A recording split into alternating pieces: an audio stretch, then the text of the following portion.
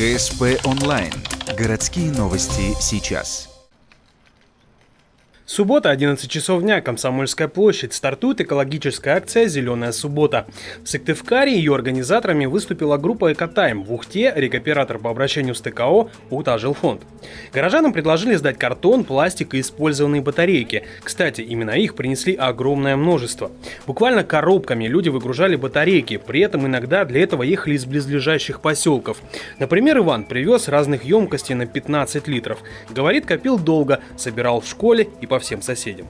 Многие говорят, что вот это акции фиктивные, что на самом деле это вот сейчас соберут и потом где-нибудь в какой-нибудь яме это высыпят, закопают.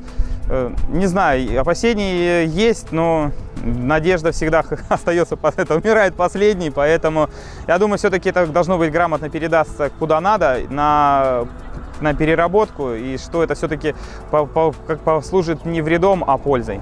Каждый вид мусора собирают в отдельный контейнер. Пластик и картон затем отправятся на сортировку, а далее уедут в Сыктывкар на переработку. Батарейки через несколько недель отправят на утилизацию в Челябинск. Там находится единственный в стране завод по их правильной переработке, и с ним заключен соответствующий договор. Временных рамок, как и предельного количества батареек у договора нет. Соответственно, сдавать мусор можно без опасений, что не примут. Я надеюсь, что трудностей не будет, потому что мы планируем в сентябре начать отдельную акцию касаемо школ.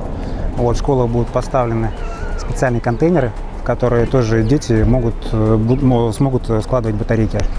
То есть мы будем там тоже собирать. Сейчас в Ухте также есть и другие стационарные точки по сбору батареек. Например, Центр патриотического воспитания на Плеснина, сеть магазинов электротехники, Ухтинский технический лицей. Организаторы заверили, что акция на улице будет тоже не разовой, по крайней мере в летний период. Кстати, за 2 часа на Комсомольской площади собрали 400 килограмм батареек, 2 кубометра пластика и 3 макулатуры.